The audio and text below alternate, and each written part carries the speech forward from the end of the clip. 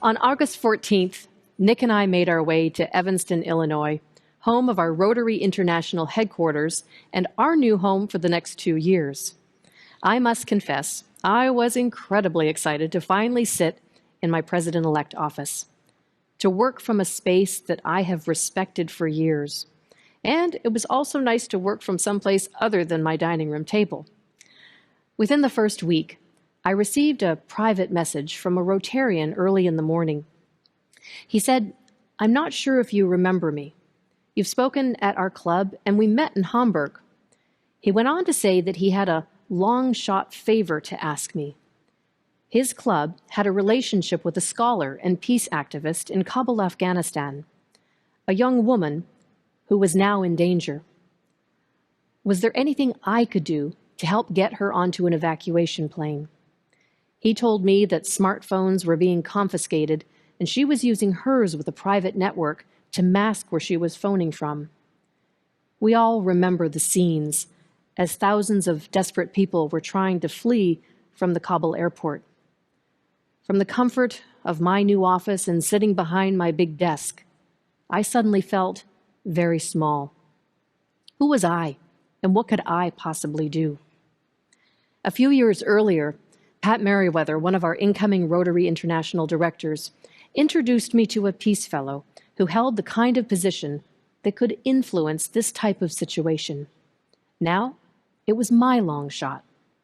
I reached out, and that certain Rotary magic that we all know so well took over. It's the Rotary Peace Fellow who's the hero of this story. I don't know everything that happened, but in less than 24 hours, the young woman was on an evacuation list. 2 days later, we learned she was safely en route to Europe for further processing. Imagine her thoughts that day as the plane launched into the sky. This, my friends, is the power of Rotary. When the right connections are made, the world aligns and our stories merge. Our differences dissolve, and the only limit to our impact is the barrier of our imagination.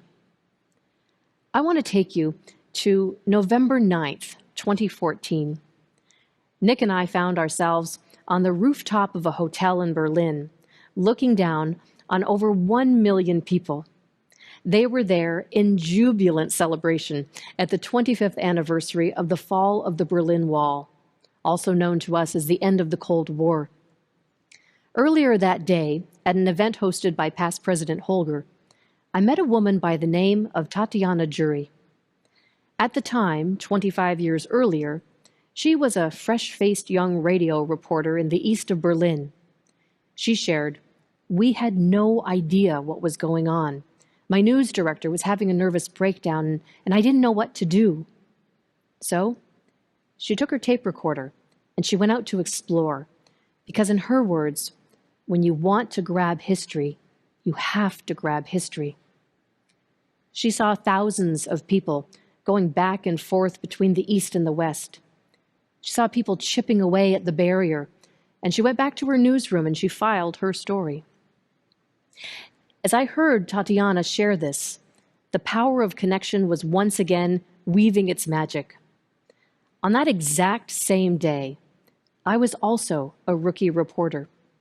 I was alone in a newsroom in Windsor, Canada, when the alarm bells went off, which means that something significant was happening somewhere in the world. I raced over to the old newswire machine and read that the Berlin Wall was coming down, the Cold War was ending. Just like Tatiana, I didn't know what to do. But I knew this was history, and when you want to grab history, you have to grab history. I went into the news booth and I shared the incredible news. Imagine, the two of us being more than 4,000 miles apart and sharing in a world-altering experience.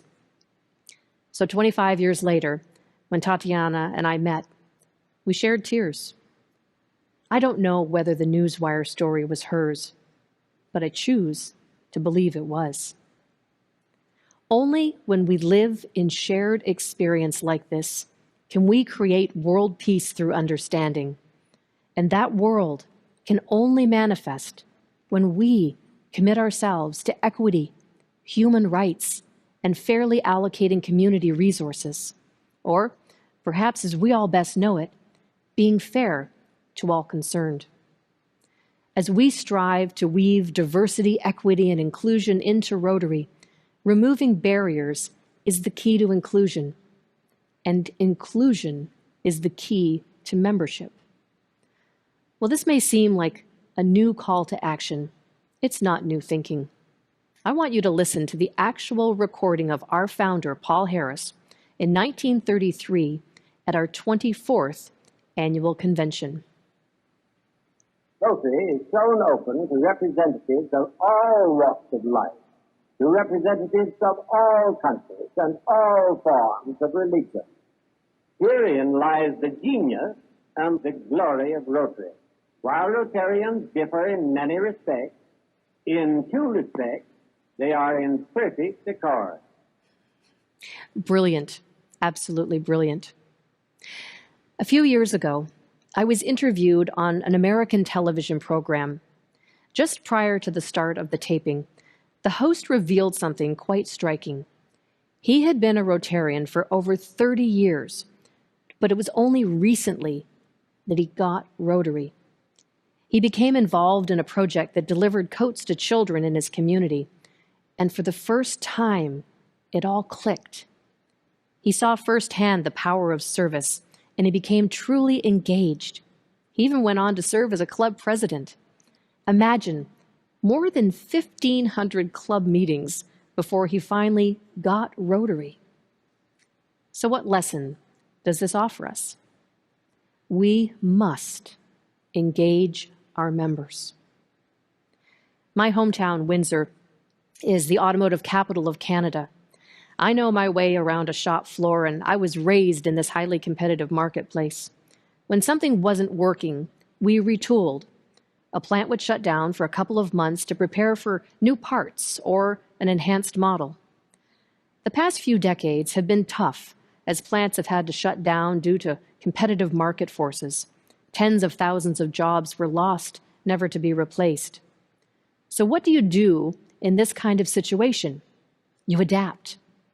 It's taken time, but our community is now a world-class leader in agribusiness and cutting-edge medical and aerospace technology. We too must adapt and retool. Finding the right part to engage each member should be our core function. It comes down to the comfort and care of our members. A few years ago, my friend Bronwyn Stevens took me to a school in Melbourne. It was there that I met a young interactor named Peter, who told me, if you want responsible children, you have to give them responsibilities. Peter was on to something important. We don't have a problem bringing members into Rotary. We struggle to keep them. We're a revolving door in every part of the world. We need to ask our members what they want out of their experience, and then we need to provide them with meaningful responsibilities. It's our offer of hands-on service, personal growth, leadership development, and lifelong friendships that create purpose and passion. These are our responsibilities. If we don't serve our members, we don't serve our communities. And if we don't provide comfort and care for our members, they may never truly get the power of Rotary. And please understand, when I use the term members, it means Rotary and Rotaract. We're all Rotary members. We have been entrusted with leadership in our great organization. Now it's up to us to be brave and intentional in our actions, and to let others help us lead. I am thrilled today to announce that starting on July 1st of this year, I have appointed a Rotaractor with the responsibility of becoming a Rotary Public Image Coordinator. I have officially included Rotaractors on several committees, and during our term, I'll begin to assign a select group of Rotaractors as President's representatives. President Shaker launched our Empowering Girls initiative last year, and it has resonated around the world. We will continue this bold effort, recognizing that empowered girls become empowered women. We have less than a year and a half to achieve the board-set target of 30% women in Rotary. We've come a long way, and already more than 110 countries have achieved this goal. That said, we have a long way to go, and 30% is the next stop on the way to 50. And you know, our members in Rotaract have already achieved this distinction. Speaking of embracing the different and unique, new clubs, and especially new club models, are vital to growing Rotary. I need your help with this, and I'm asking each of you to help form at least 2 new innovative or cause-based clubs during your term as governor. And then, and perhaps most importantly, instill in them, and your existing clubs too, our comfort and care philosophy. Let's make sure we engage our members so they love their clubs and their Rotary experience. While we work to innovate Rotary from within, we're going to also place a special emphasis on raising Rotary's profile in the world, holding a global impact tour that celebrates our achievements. We're going to actively connect with thought leaders and world leaders in dialogue about how we can work together to address the world's most pressing challenges. Rotary opens these doors, and we need to harness our connections to deepen these relationships and create new partnerships.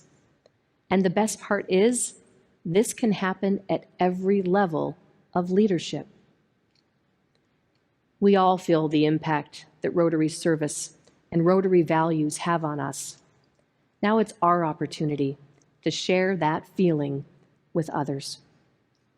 I remember attending a Rotary meeting in Korea, and while I didn't understand the language, there was this wonderful moment when they started speaking in unison. It was clear from the staccato rhythm that they were reciting the 4-way test. I felt comfort in that moment, the kind of comfort that comes from familiarity. Our core values, our traditions, our heritage, these are powerful things that we hold true yet build upon as we imagine how we can be so much more. 50 years ago, an anthem was recorded that included this beautiful line. You may say I'm a dreamer, but I'm not the only one. I hear that lyric as a call to action. We all have dreams, but acting on them is a choice. And when organizations like ours dream big things like ending polio and creating peace, it becomes our responsibility to make these dreams a reality. Imagine a world that deserves our best, where we get up each day knowing that we can make a difference. You don't imagine yesterday, you imagine tomorrow. Imagine a world without polio. Imagine a world with clean water for everyone. Imagine a world free of disease, a world where every child learns to read. Imagine kindness and hope and love and peace. And that's, my dear friends, why our theme is Imagine Rotary.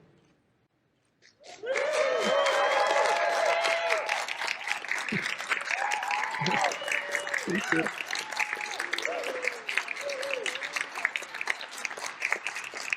Thank you.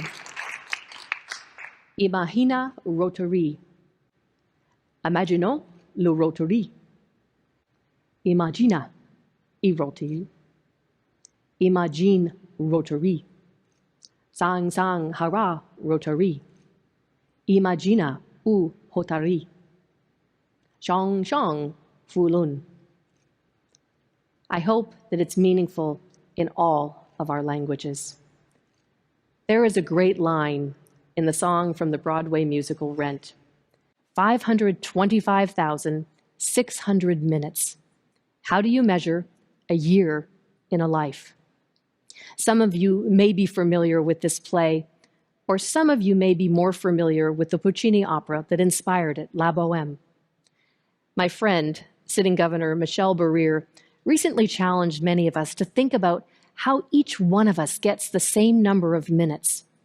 How we choose to live them is the important question. On July 1, the clock starts ticking. How will you use these minutes?